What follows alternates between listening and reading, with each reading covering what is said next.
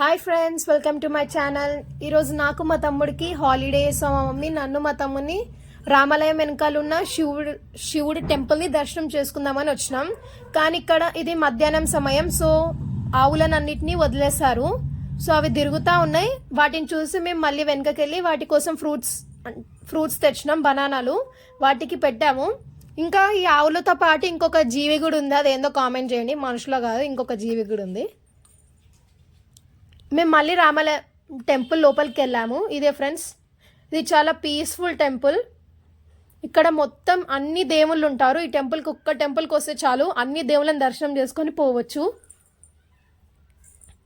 First గణేశుడు ఉంటాడు, తర్వాత కృష్ణుడు, తర్వాత ఆంజనేయ స్వామి, తర్వాత నాగమాత, గోశాల, మళ్ళీ అన్ని దేవుళ్ళు ఉంటారు. మళ్ళీ శివుడు ఉంటాడు, మళ్ళీ వెంకటేశ్వర స్వామి, నరసింహస్వామి ప్రతి ఉంటారు.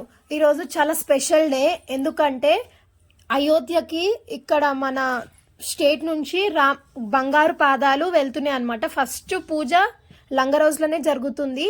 తర్వాత ఇవి మొత్తం ఊరేగింపు చేస్తారు. రేపు ప్రతి ఒక్క భక్తుడికి ఇవి దర్శనం ఇస్తాయంట ఈ పాదాలు. సో అంటే ప్రతి ఒక్క టెంపుల్కి వెళ్ళవచ్చు ఇవి. సో మీకు అందుబాటులో ఉంటే మీరు దర్శనం చేసుకోండి. ఇక్కడ పంచముఖ ఆంజనేయ స్వామి విగ్రహం ఉంటుంది. ఇక్కడ ఉన్న హోమంలో ఎప్పుడు అగ్ని వెలుగుతూనే ఉంటుంది.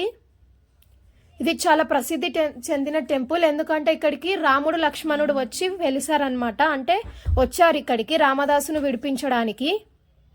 ఇక్కడికి చాలా యూట్యూబర్స్ వచ్చారు, అంటే టీవీ ఛానల్స్ వాళ్ళు వచ్చారు, సుమన్ టీవీ వాళ్ళు కూడా వచ్చారు, ఇంకా రామరాజ్యం టీవీ వాళ్ళు వచ్చారు.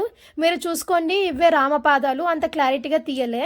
నేను సుమన్ టీవీ యాంకర్ మ్యామ్తో నేను ఫోటో కూడా దిగిన. ఇక్కడ మన రామపాదాలని రేపు ఊరేగిస్తారంట friends. Bye, like, share, subscribe to my channel.